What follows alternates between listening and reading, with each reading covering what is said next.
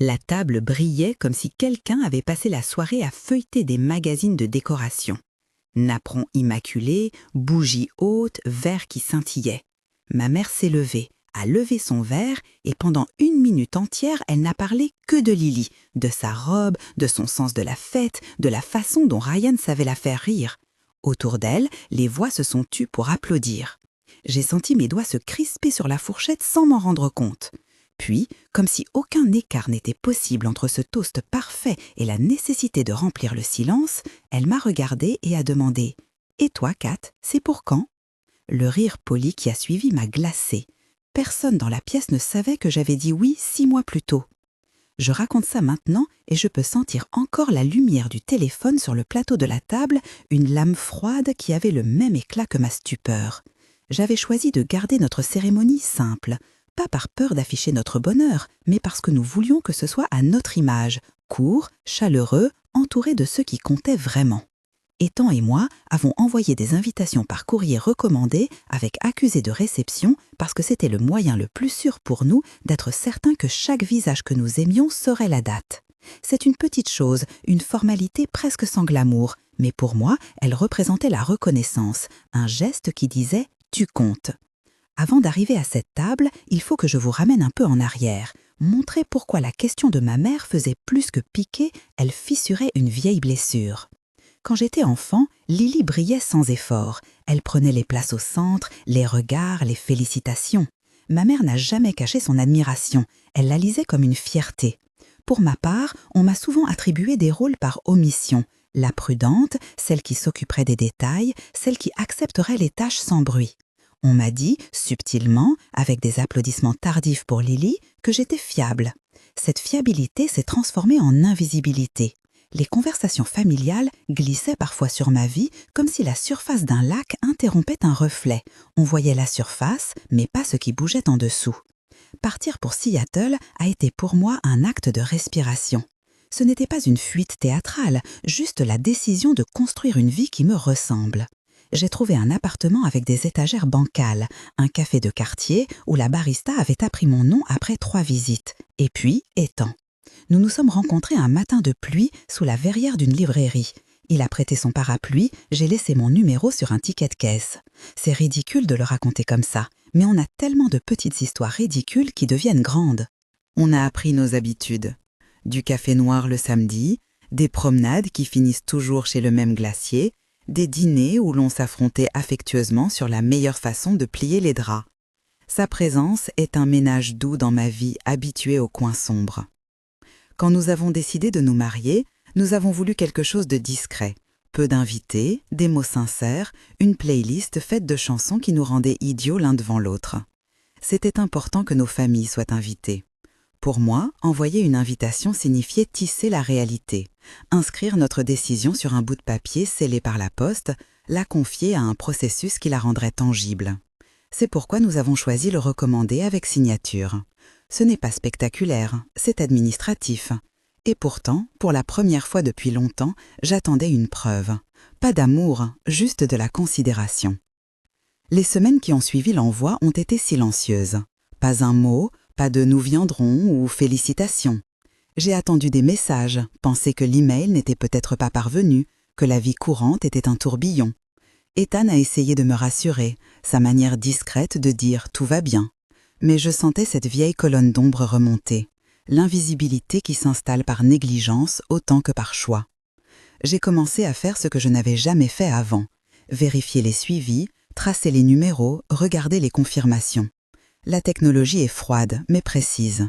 Elle ne commente pas, elle indique simplement ce qui s'est passé. Les suivis ont expliqué une partie du mystère. Des notifications de livraison datées, des signatures apposées.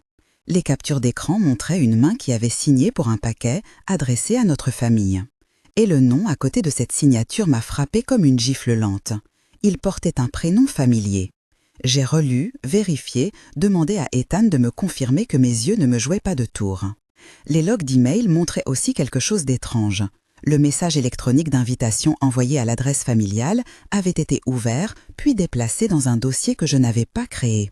Rien d'illégal dans la découverte, seulement des traces froides et nettes, des preuves matérielles. Je ne voulais pas en faire un spectacle, j'ai attendu. La colère, chez moi, prend la forme d'un calme tranchant. Elle se concentre, elle pèse, elle attend le moment où elle peut être la plus utile, celui de la clarté. Thanksgiving arrivait, la réunion classique de la famille, et je savais que ce serait ma dernière chance pour une confrontation contenue. Pas pour hurler, mais pour demander des comptes de manière directe. Si nous étions une relation saine, on aurait pu s'asseoir et en parler. Si ce n'était pas le cas, il fallait que je choisisse la dignité plutôt que l'explication sans fin. La maison de mes parents sentait la dinde et le bois. La table était impeccable, comme je l'ai dit au début, et mes parents avaient cette allure de foyer parfait qui appartenait plus aux cartes postales qu'à la vie réelle. La conversation roulait entre anecdotes légères et compliments sur Lily quand ma mère a pris la parole. Son toast n'était pas méchant, il était sincère. Mais ce moment précis, elle souriant envers Lily et immédiatement après se tournant vers moi pour me rappeler que mon couple n'était pas visible à ses yeux, m'a fait comprendre qu'il ne s'agissait pas seulement d'un oubli, c'était une habitude de ne pas voir. J'ai placé mon téléphone au centre de la table. C'est un acte simple, presque cérémonial. L'écran a renvoyé la lumière des chandelles, réfléchissant la pièce comme un miroir. J'ai ouvert l'album où j'avais rassemblé toutes les captures, la preuve de l'envoi recommandé, les reçus avec les numéros de suivi, la capture d'écran du courriel ouvert. J'ai glissé mon doigt pour montrer la date de livraison, puis la photo du reçu où l'on voyait une signature. La pièce a pris un autre rythme. Les conversations se sont arrêtées, on entendait presque le froissement des serviettes. Ma mère a répliqué d'un ton qui cherchait à dissimuler l'embarras. « On n'a rien reçu ». C'était une phrase courte, comme une épongeuse qui tente d'effacer une tache déjà sèche. Mon père est devenu silencieux, ses mains ont cherché un verre qu'il n'a pas trouvé. J'ai posé une autre capture sur la table, la page du suivi qui montrait la livraison, et agrandi la signature. J'ai dit calmement « Vous avez reçu ces invitations ». C'était simple, pas de cris, pas de remords théâtral, juste un constat. Alors ma mère a cherché à reculer, à expliquer, à se départir de la responsabilité. Peut-être que quelqu'un d'autre a signé pour le paquet, peut-être qu'on était absent. Mon père a marmonné quelque chose d'ineffable, un regret qui cherchait sa langue. J'ai souri sans joie et j'ai laissé la phrase sortir, nette comme une pierre jetée sur une surface tranquille. Vous ne manquez pas mon mariage par accident. Vous choisissez de ne pas le voir. C'est une phrase qui, en la prononçant, délimitait quelque chose. Ce n'était pas une condamnation théâtrale, c'était une mise en limite. Si l'on choisit de ne pas voir, on renonce à la part de responsabilité et d'amour qu'implique la présence. La pièce s'est décomposée en petits gestes, coupés de paroles, des regards qui cherchaient une interprétation. Lily, d'habitude si au centre, a pâli. Elle a balbutié qu'elle ne savait rien, que si elle avait signé, c'était sans réfléchir, qu'elle n'avait pas pensé. C'était possible, je ne veux pas peindre ma sœur comme une caricature cruelle.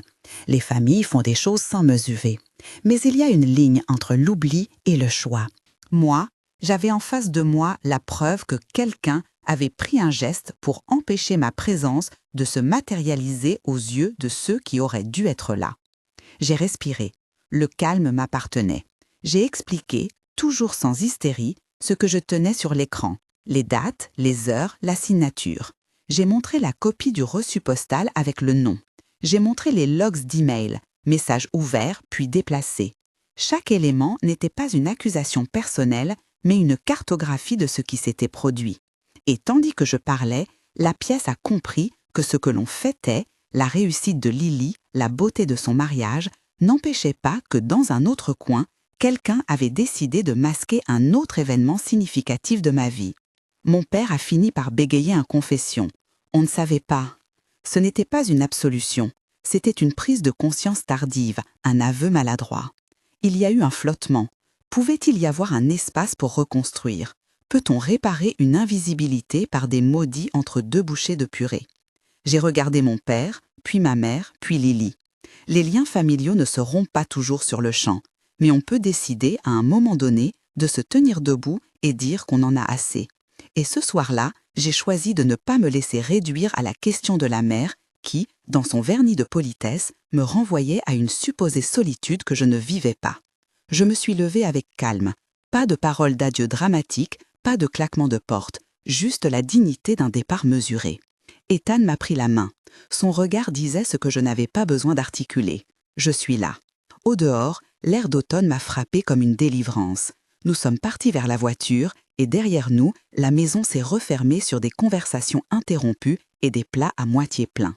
Ce qui s'est passé ensuite n'a pas été un film de vengeance et ce n'était pas non plus la fermeture d'un chapitre d'un coup sec. C'était plutôt une série de petits gestes qui confirmaient quelque chose d'autre, la chaleur, le choix et l'accueil. Nous sommes allés chez les parents d'Ethan, Hélène et Robert, qui n'ont rien de théâtral mais tout d'un refuge. Elle a préparé un petit déjeuner comme si le monde avait toujours été sûr et bon. Ils ont posé des questions, éclaté de rire sur nos photos, nous ont pris dans leurs bras sans hésitation. J'ai senti une chose simple, être vu. Ce mot, voir, peut faire la différence entre un oubli et une reconnaissance. Après Thanksgiving, les messages ont commencé à arriver. Mon père a appelé une semaine plus tard, maladroitement, et a dit quelque chose comme « Je suis vraiment désolée, Kat, on a merdé ». Ce n'était pas une réparation instantanée, mais c'était un pas. Lily m'a envoyé un courriel plus tard, plein de confusion et de remords, où elle expliquait qu'elle suivait une thérapie. Elle disait qu'elle ne comprenait pas toujours ses propres gestes et qu'elle voulait essayer de changer. Ma mère, quant à elle, a choisi principalement le silence. Parfois, les personnes que l'on aime sont incapables d'entendre tout de suite. Parfois, il faut leur laisser le temps de voir ce que l'on a commencé à nommer pour soi. J'ai appris que la dignité, pour moi, ressemblait moins à un affrontement explosif qu'à l'affirmation tranquille. Je ne laisserai pas mon existence dépendre d'un accord tacite et d'une reconnaissance intermittente. J'ai appris que poser une limite, quitter une table, refuser le déni, peut être en soi un acte d'amour-propre. Je n'ai pas quitté ces personnes dans la haine. Je me suis éloignée pour me protéger et pour créer un espace où l'honneur de ce que j'avais construit pouvait exister sans être nié. Il y a eu des petites choses après cela qui m'ont aidé à guérir. Ethan et moi avons refait une fête, simplement pour nos amis, dans un parc près de notre appartement. Hélène a apporté des tartes, Robert a raconté des histoires d'un été qu'il ne ratait jamais dans ses récits. J'ai reçu une photo de Lily plus tard où elle tenait un petit carnet avec des notes écrites à la main sur la manière dont elle voulait être différente. Ces gestes n'effacent pas la blessure, mais ils montrent la possibilité d'une suite qui n'est pas rédigée en noir et blanc. Je ne veux pas que cela sonne comme une leçon moralisatrice, ce n'est pas mon intention. Ce que je veux partager, c'est la réalité d'un choix. Rester visible, même quand ceux à qui vous espériez la reconnaissance ne la donnent pas. Ce récit n'est pas uniquement une histoire de manque, c'est une description de la façon dont on peut reprendre possession de sa narrative. Si quelqu'un a choisi de ne pas voir, il n'est pas obligé de rester le centre de votre monde. On peut créer des cercles nouveaux où l'on est accepté sans condition, où l'on n'a pas à prouver sa place. Si cette histoire vous parle, dites d'où vous regardez et partagez votre expérience en commentaire. Je lis ces mots comme des fenêtres qui ouvrent des conversations. On a besoin parfois d'un petit geste pour comprendre que l'on n'est pas seul dans nos blessures. Il y a une vérité simple que j'ai découvert en tout ça. La famille, ce n'est pas seulement le sang, c'est souvent ceux qui se présentent. Ce sont les gens qui prennent une chaise à votre table et qui restent, qui ne vous annihilent pas par omission, qui répondent présents. Pour moi, la maison n'a pas changé d'adresse, elle s'est juste enrichie de personnes qui ont choisi d'être présentes. Ethan, Hélène, Robert, nos amis proches, voilà ma communauté. Ils ont été concrets dans leur soutien, non pas en paroles creuses, mais en gestes. Un message le matin, une tarte partagée, une écoute quand je raconte encore parfois l'irritation qui monte. Je ne dis pas que tout est réparé. Les relations familiales sont complexes, tissées d'habitudes et d'ombres. Il y aura des conversations à venir, des moments où nous devrons décider si nous poursuivons ou non des liens. Et peut-être que certains liens resteront fragiles. Mais je peux vous dire ceci avec certitude. Posez une limite, cessez de demander une reconnaissance qu'on ne vous offre pas, n'est pas un acte de dureté. C'est une manière de protéger la dignité. Et parfois, protéger sa dignité signifie qu'on s'en va à temps pour se retrouver ailleurs. Si vous traversez quelque chose de similaire, sachez que votre valeur ne dépend pas du nombre de bras qui se lèvent à votre fête. Votre valeur est constante, même quand elle n'est pas louée. Vous avez le droit de nommer ce qui vous blesse et de choisir ceux que vous laissez participer à votre vie. C'est un acte de courage tranquille, pas un spectacle. Merci d'avoir écouté mon histoire. Si ce récit vous a touché, abonnez-vous pour d'autres histoires et partagez cette vidéo pour aider quelqu'un qui vit peut-être la même chose. Parfois, le simple fait de savoir qu'on n'est pas seul change tout.